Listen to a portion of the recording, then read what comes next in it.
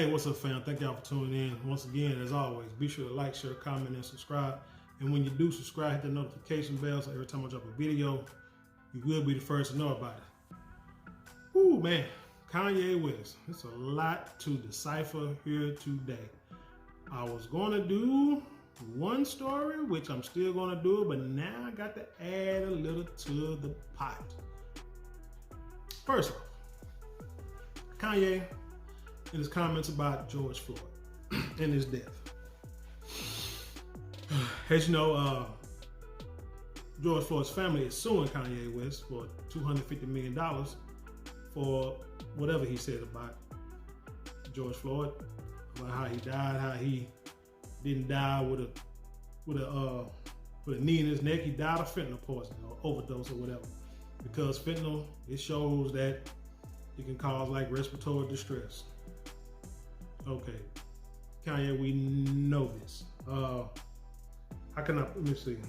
So, first off, them suing Kanye West, I'm not really for it. I mean, because you're talking about a man who stated his opinion about something. Told the truth, but stated his opinion. Told the truth about fentanyl, and maybe somewhat told the truth about the knee not being directly on his neck.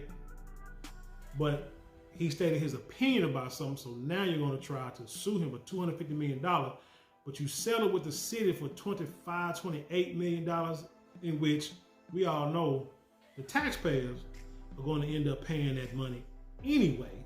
The police are not going to pay it. It's going to be the city. It's going to be the taxes. So in a town where may not be a whole lot of rich people, now they're going to get taxed even more because of this incident. But you sued Kanye for what he said, but you settled with other people for what they did. You're not suing Black Lives Matter when everybody knows Black Lives Matter, the organization, made about $90 million off of your brother or family member's death. And as I think, what's her name, documentary, Candace Owens documentary showed, y'all didn't get none of that money, but they profited off the death of your family member. And you can say they profited because they bought a few properties worth millions,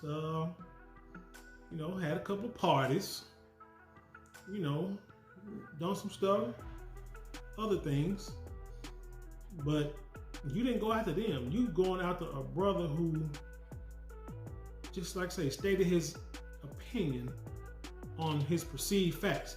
Fentanyl. Yes, we know it depresses the respiratory system. In other words, we know that it could, make your leg breathing, bring it down. Most drugs that you take that are like painkillers, hell, even Tylenol. I mean, it can, bring your blood pressure down, and can bring it, slow your breathing down. That's just what the medication, that's just part of the process of what the medications do. So technically, did it have something to do with him dying? It may have sped up the process, but I don't think it's why he died. You see what I'm saying? That's, you putting together two things don't match, really. Now, as for the knee and the neck, it says, if you look at the video, say his knee was not directly on his neck. Here's the problem. We hear words where we don't understand what we're seeing or what we're hearing. We hear the word asphyxiation. First thing we think of is somebody being choked around the neck. But that is not the definition of asphyxiation. Actually, if I can find it here, it says, asphyxiation is a condition of being unable to breathe, usually resulting in death.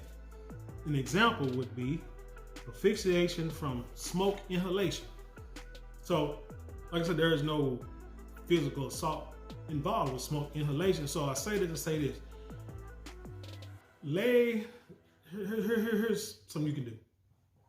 Lay on your back or lay on your stomach.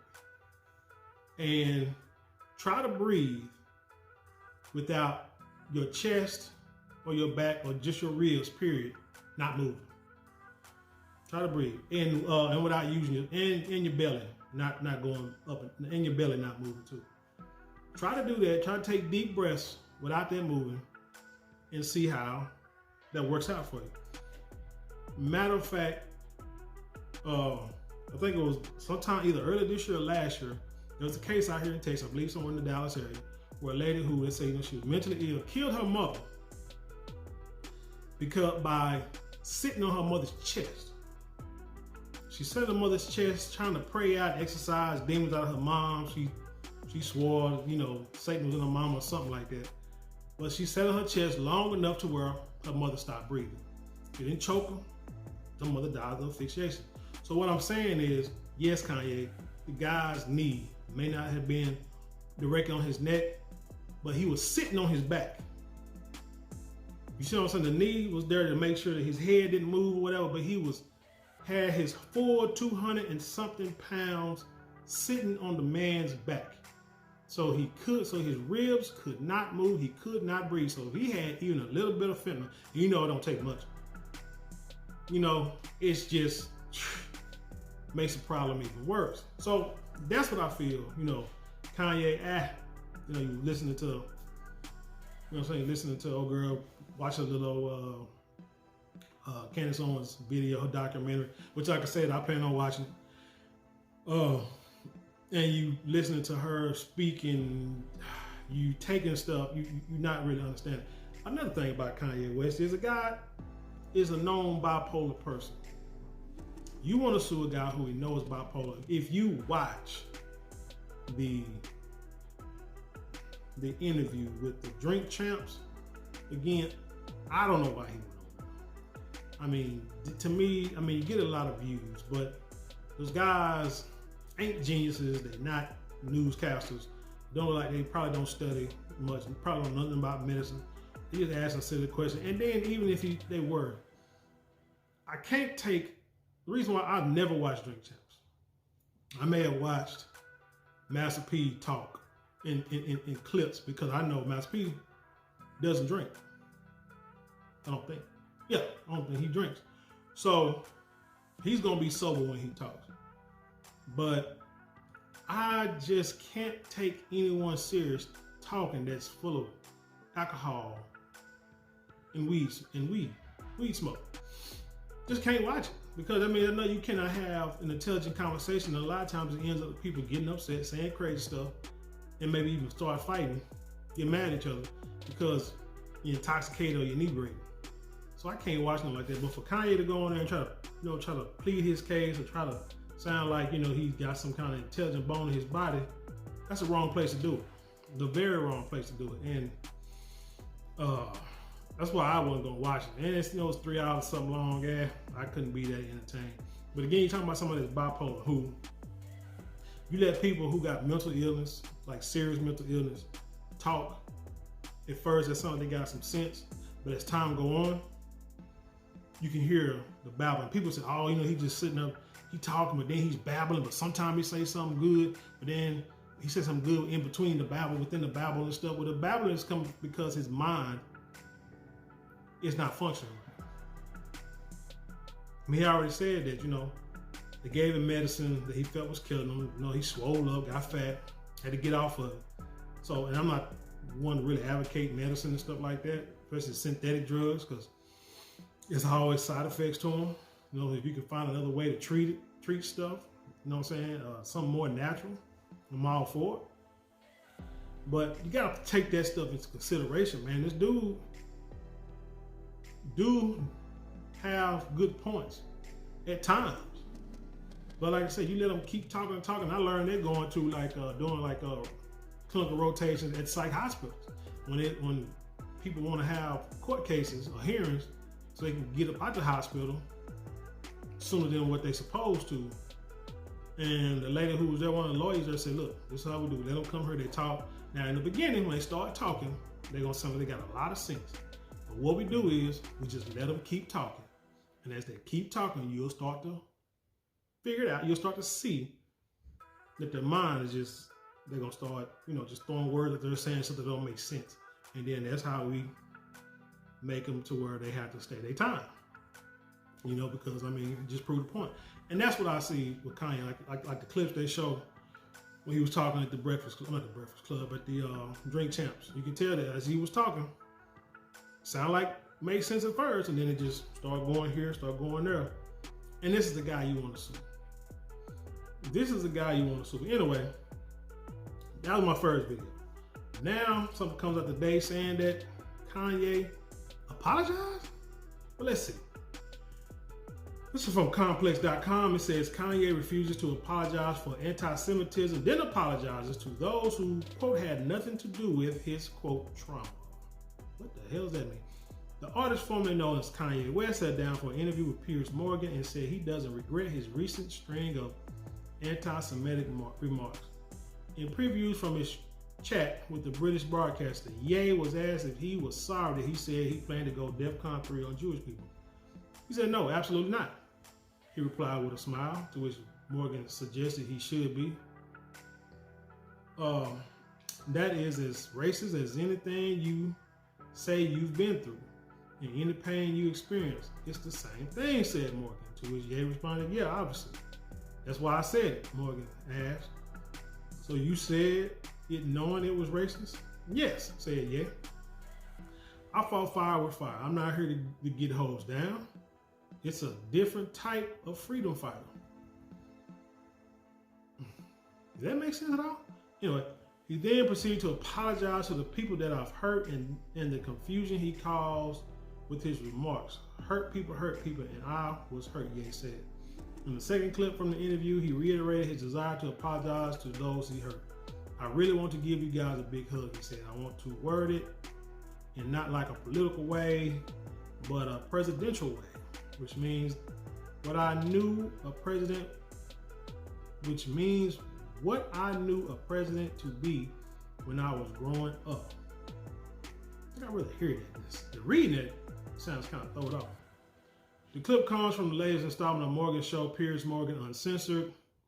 In a censor-removed tweet shared earlier this month, Ye said that he was going DEFCON 3 on Jewish people. He since stopped posting on the platform and has his Instagram account restricted. In the weeks that have followed, he's been showing up on a number of other platforms to address the situation. He notably appeared on Drink Champs, where he continued to share anti-Semitic rhetoric and also falsely claimed George Floyd died from fentanyl. The episode has since been removed, and Drink Champs host n.o.r.e has apologized and failed to strongly push back against Ye's comments. You can't just push back when you're drunk. You're not gonna do it. When you're trying to appease your homeboy and trying to please the people, you can't push back. I mean, the thing was on Revolt, and he said some throwed out stuff about Diddy, which Revolt is Diddy's channel, and y'all said nothing about that. And when he was saying stuff about the Jewish people, whatever the comments he was making, he didn't push back on that. But all of a sudden, I guarantee you, your folks got a hold of old n.o.r.e, and that's why he apologized. I'm thinking, but see, Ye, I don't know what kind of apology it is, because he's apologizing to people, I think basically to who he was not talking to. But to the people that he was talking to, he ain't apologizing. Because again, like I said in the last video, DEFCON 3 is not an offensive move. It's a defensive move to prepare yourself for oncoming attacks, to tighten up your defenses, which could mean, hey, this is probably why he bought this, what did he buy? He bought this, what's it called? I don't want to say the bad word, Bender or something like that. Another social media site to where he can, post his videos. And then you got, old boy with Tesla. God, their name, I don't know, name, excuse me for at the moment. But that guy, he was buying Twitter. So now you're gonna have all these forums that not gonna stop or not gonna infringe on your freedom of speech. So Kanye may be trying to play chess, and we just don't know it, because we always holler, man, this is chess, not checkers. But have you really played chess before in your life? Because if you have, you know my first move, my second, third, and fourth move ain't got nothing. I ain't gonna say ain't got nothing to do, but it's a strategy to get back there on the back of your board. You know what I'm saying? To capture your queen. So, but you're not gonna see it because I'm gonna do smoke and mirrors over here. But by the time you see what's going on, hopefully it's too late. You feel me? But they say he nobly appeared on. I said the episode has been removed, and then they say it's been removed, but hell, the Sun Gun is on the internet. Everybody got it up still, so it's still being shown. Say n.o.r.e apologize for not pushing back. Ye also stopped by for an interview with Chris Cuomo at News Nation this week, where he suggested he doesn't believe in the term anti-Semitic and identified as Jew himself. And again, I mean, if you go by the scriptures, you go by history, if you believe what's out there, you know what I'm saying? Black people, especially those over here, you know, could, you know what I'm saying, are parts of the tribe of Israel. See what I'm saying? Hebrew Israelites. I know about it. I studied it. Been in it. You know what I'm saying? Still got my scriptures. Got my scriptures and my Bible. You know, tassels, all that. See what I'm saying? So it's something that, it's something that I've studied and continue to study. You know, just to make sure I'm on top of my game, because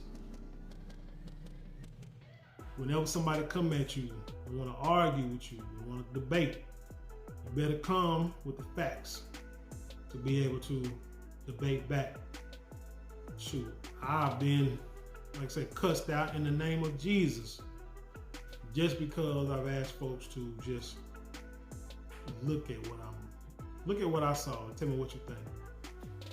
You know, if you don't agree with it, don't like it, then, you know, go research, talk to a pastor, because this is what I saw. I want somebody to show me that I'm wrong. You know what I'm saying? I mean, it's just, you know, it is what it is. Anyway, tell me what you think about Kanye, man. Kanye going through a lot right now. I'm just hoping, praying, people thinking that Kanye is cooning, trying to get them butter biscuits from the mother folk, trying to get into the club and mad because he can't get into the club with all that money he got. But, you know, I said before, you got all this money, you know, it really shouldn't be nothing to stop you from creating your own platform. I mean, shout out to Philip Scott. You know, he got his own website, trying to get people to join, so where, you know, he can put the videos out he want, commentary out he want, without it being censored on YouTube or any other channel or any other outlet. You know, that's what people got to do now. It's kind of tough when everybody has a channel and everybody is charging. And I think there's probably one thing that's going to hold us back, and I think them folk know that. Everybody can't sell candles and body oil and body lotion. Everybody can't do it. Every black American cannot do that. I mean, you can, but you ain't gonna get, the majority of us, 99% of us ain't gonna get rich off of it. You might get one who might get in and then might get a contract with Target or Walmart or something like that, and then boom, they blow up. Everybody ain't gonna get that. So what I'm saying is everybody can't create a platform like a streaming platform, and then everybody's charging $5, $10, because hell, if you got 1,000 platforms out there and everybody charging $5, $10 or whatever, I ain't got $5,000 to pay every month. But if everybody start merging and try to come to at least one or a few. Go look at the Spanish channel, like all the Mexican channels out here in Texas. It's a few, ain't a whole lot of them, but it ain't like 1,000 of them. You know, it's a couple big ones. And you can get your shows on there, that's fine. And you know, you get one platform, fill it up, create another platform. Fill it up, create another platform. But the thing is, if everybody got a platform and starting off a little bit, it's gonna be hard. Take that much longer for people to come together as a community. Like I said, I think people know that. So that's why they don't really stop it. But again, we all talking about come together. Again, if we can all try to, like all these guys that have been here, like I said, like Brother Phil Scott, Tariq Nasheed, who else? Hell, even Umar Johnson. I know they ain't seen eye to eye, but whoever, all the people in the black manosphere, the lead attorney, and so on and so on. If they can like all get on like create like one platform, and they can do, you know, different videos at different times, at different slots, you know, and then they can charge, you know, 10, 20, 30 bucks, whatever, a month, and you getting everything you want in one location. You just watch it throughout the day. Shoot, man, they'll take notice of that. They'll take notice of that, and they'll try to stop it, and they'll try to buy you out. And that's when you know you're doing something good. Anyway, I'm going off, so let me end this. Tell me what you think about this. Leave your comments below. Share it with the world. With that being said, I leave you in peace, and I'll see you on the other side.